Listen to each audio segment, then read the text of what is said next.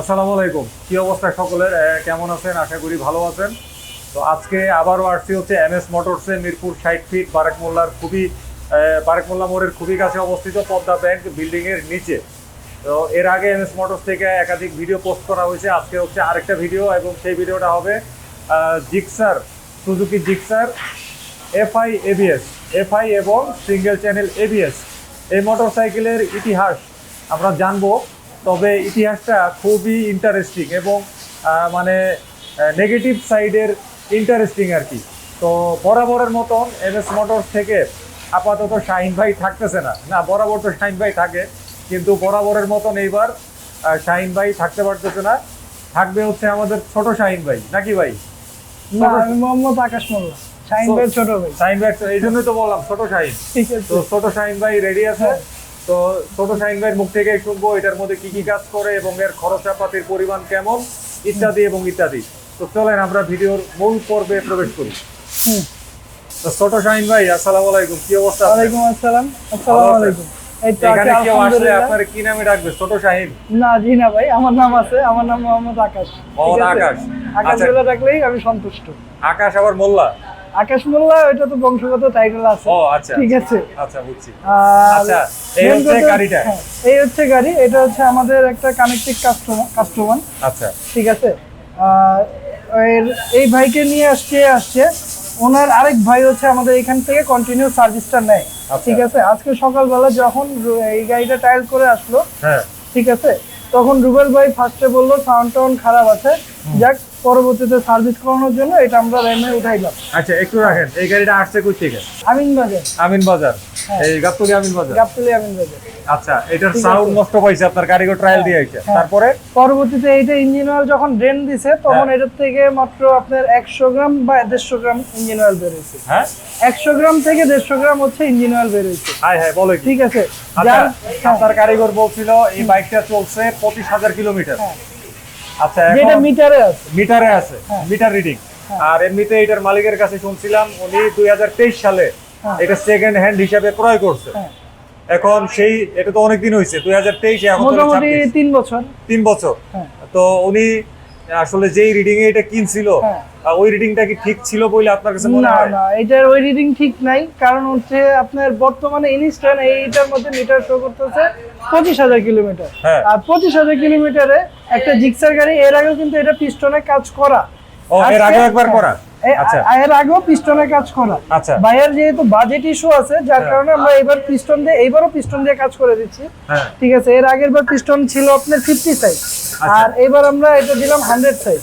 ও ঠিক আচ্ছা আছে। আচ্ছা বুঝছি। মানে এর আগে যখন করছে হ্যাঁ। তখন এটা সিলিন্ডার বোরিং করা হয়েছিল, হ্যাঁ। এখনো আবার বোরিং এখন বোরিং বলতে এটার থেকে এক সাইজ বাড়ায় এক্সাইজ দিছি। বাড়াই দিছে। আচ্ছা আচ্ছা, বুঝতে আছে। পারছি। আচ্ছা, আগের যে কাজটা করছিল ওটা কি আপনাদের এখানেই করছিল? না না, এটা আমাদের এখানে করেনি, অন্যখানে এটা করছিল। আসছে ফার্স্ট টাইম। এটার মালিক বলতেছে যে এটা নাকি 2024 সালে প্রথম বোরিং করা হয়েছিল 50 সাইজের পিস্টন অন্য কোনো সার্ভিস সেন্টারে। এখন 2026 সালে আইসা আবার বোরিং করা লাগতেছে। তাইলে দেখতেছি যে বোরিংটা কিন্তু মোটামুটি ভালোই ঠিকছে, নাকি ভাই?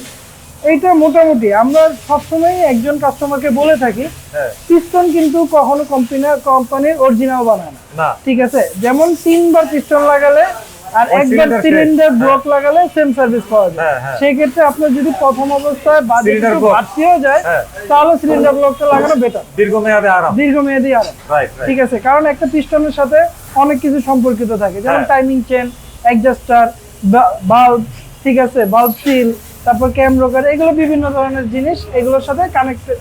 তো একবার সিলিন্ডার ব্লক পরিবর্তন করে নিলে একটু খরচ গেলেও দীর্ঘমেয়াদে আরাম। হ্যাঁ, আচ্ছা, বুঝতে পারছি। আচ্ছা, যেমন- এখন বলেন এখন এটা থেকে কি কি জিনিস বাইর করছেন আর কি কি বদলাইতেছেন, কেন যেমন- বদলাইতেছেন? যেমন এইটাতে ফার্স্ট অবস্থায় যেহেতু মোবিল ছিল না, হ্যাঁ। 100 গ্রাম থেকে 150 গ্রাম, হ্যাঁ। কারণ এইটার ভিতরে হচ্ছে ইঞ্জিন অয়েলটা প্রপারলি থাকলে প্রত্যেকটা জিনিস স্মুথলি খেলে। হ্যাঁ, ইঞ্জিন lubrication-টা ভালো অয়েলটা হয়। যখন না থাকে, হ্যাঁ। এটা তো ভিতরে সবকিছু মেটাল মেশিনারি। হ্যাঁ। ঠিক আছে, যার কারণে আপনার প্রবলেমগুলো আমি দেখাই দেই, আপনি হ্যাঁ, দেখলে দেখান। একটু আসলে বলতে ইঞ্জিন অয়েল হবে। না থাকাতে এটার ঠিক ভিতরে আছে। লুব্রিকেশনটা ঠিকভাবে হয় নাই। হ্যাঁ। মেটাল টু মেটাল ঘর্ষণ হইছে অনেক বেশি, যে কারণে আমার মনে হয় ড্যামেজের পরিমাণও বেশি। যেমন দেখেন আপনি, হ্যাঁ।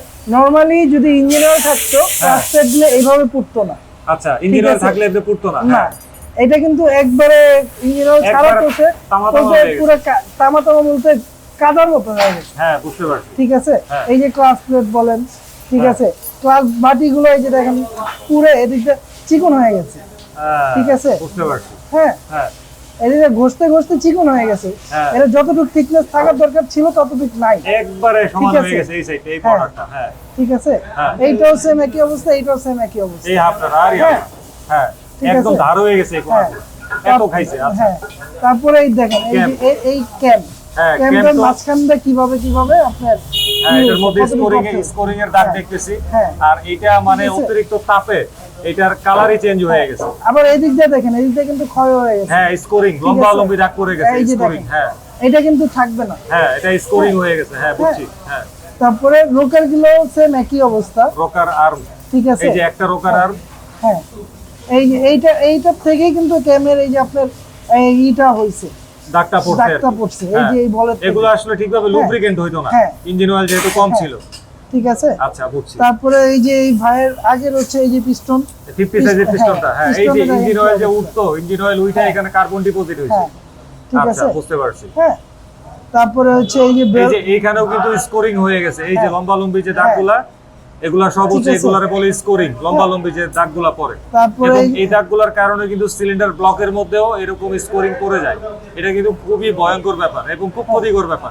আচ্ছা তারপরে তারপর নরমালি দেখেন টাইমিং চেন কিন্তু মোটামুটি কালো থাকে। এটা ইঞ্জিন অয়েল না একবার থাকার কারণে লালচে হয়ে পুরে গেছে। লালচে হয়ে গেছে। হ্যাঁ হ্যাঁ হ্যাঁ হ্যাঁ। ঠিক আছে। কথা সত্য। হ্যাঁ, হ্যাঁ বুঝতে পুরে পারছি। কিন্তু লালচে হয়ে গেছে। লালচে হয়ে গেছে। মোটামুটি আপনার এইটা এই হ্যাঁ। যে অবস্থা হচ্ছে। হ্যাঁ আর এই যে এই প্রেসার প্লেট, প্রেসার প্লেট গুলো প্রেসার প্লেট একবারে লালচে হয়ে লালচে গেছে হয়ে গেছে। তাপে।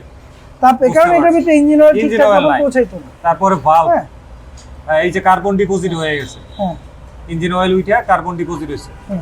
তারপরে হ্যাঁ এটারও একই অবস্থা। বুঝতে পারছি। তাইলে ঠিক মানে আছে। ইঞ্জিনের হ্যাঁ, এই কাজগুলো করছেন আপনারা। হ্যাঁ, এই কাজ করছি।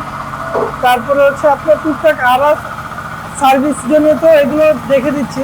আচ্ছা আর ফার্স্টেই বলেছি ভাইয়ের হচ্ছে একটু বাজেট ইস্যু ছিল। হ্যাঁ। আর বাজেট ইস্যু না থাকলে আমি এটা ফার্স্ট টাইম আর কি আপনার প্রেফার করতাম হচ্ছে আপনার Cylinder block। Cylinder block. আচ্ছা। কারণ আমি সিলিন্ডার ব্লক দিয়ে যে মজাটা দিতে পারতাম, হ্যাঁ। আমি পিস্টন দিয়ে পুরো 100% চেষ্টা করতেছি। আচ্ছা। বাট সিলিন্ডার ব্লক দিয়ে আমি নিজেও মানে- স্যাটিসফাই থাকি। মানে কাস্টমারের হ্যাঁ। বাজেট স্বল্পতার কারণে তাকে এইভাবে হ্যাঁ, আপাতত এই কাজটা করে সার্ভিসটা দিচ্ছেন। দাও। আচ্ছা এখন বুঝতে পারছি। যেটাই হোক ভাইয়ের গাড়ি তো আমাদের ওকে করে দিতে হবে। ওকে করে দিতে হবে exactly, তার ঠিক আছে? বাজেটের মধ্যে। তার বাজেটের মধ্যে। আচ্ছা এইটা এখানে মরিচে আসছে কেন? এইটা হচ্ছে ভাইয়ার সকাপটা হচ্ছে বারবার হচ্ছে আপনার কাটতো। এখানে স্পট ছিল, হ্যাঁ যার কারণে এর আগে যেখানে কাজ করাইছে হ্যাঁ ওনার এইটাও ওই যে ইয়ের জন্য চেঞ্জ না, যাতে চেঞ্জ না করতে হয় হ্যাঁ। এর জন্য উল্টাই নিচের দিছে। অংশটা উপরে দিছে, উপরের ও, অংশটা নিচে দিছে। আচ্ছা আচ্ছা আচ্ছা ঠিক বুঝছি। আছে। আচ্ছা এটা করে তো সমাধান হয়েছে এটা করে সমাধান হয়েছে। এটা লং টাইম না, এটা শর্ট টাইম। Short time এর জন্য আপাতত যতটুকু ঠেকা কাজ চালাইলো আর কি। হ্যাঁ, সমাধান। বুঝতে ঠিক আছে। পারছি। আচ্ছা এই বাইকে যা যা মালামাল লাগছে হুম। এই মালামাল গুলা কই থেকে আনছে?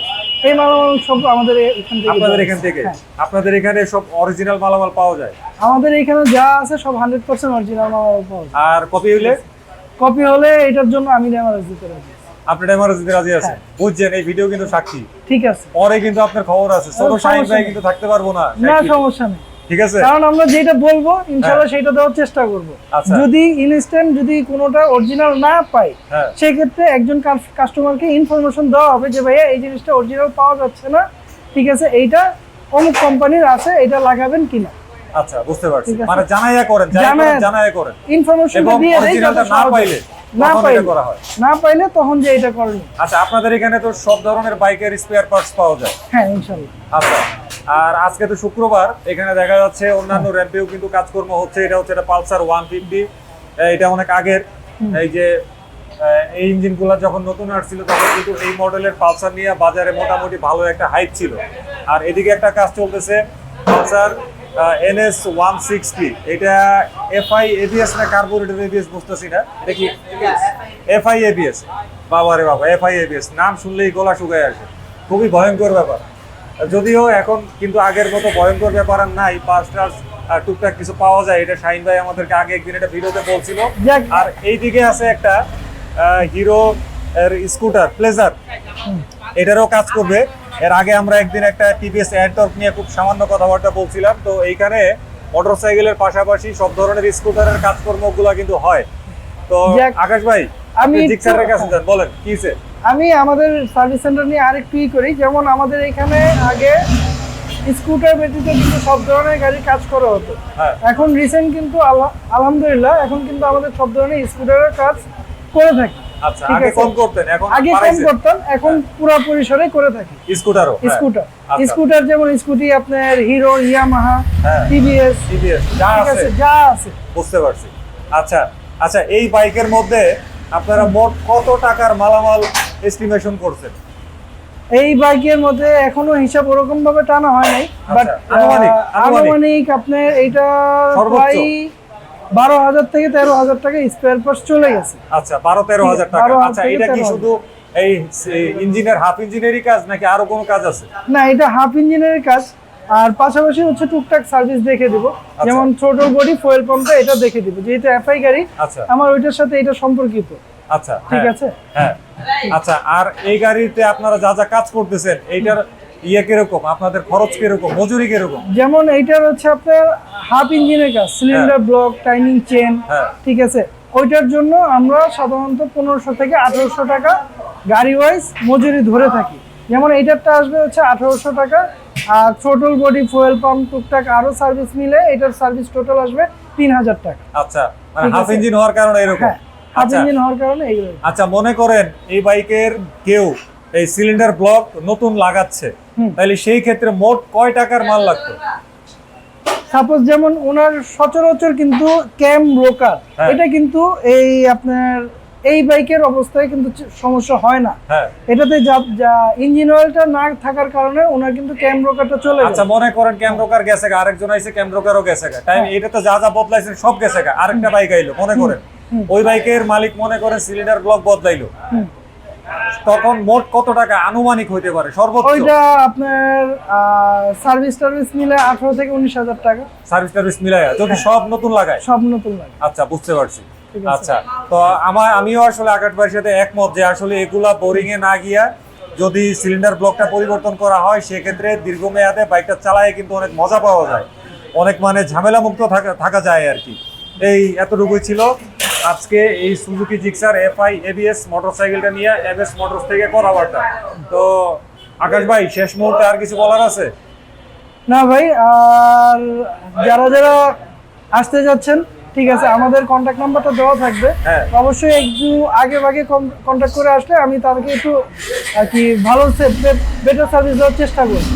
তো এমএস মোটরস থেকে আজকের ভিডিওটা ছিল ঠিক এতটুকুই।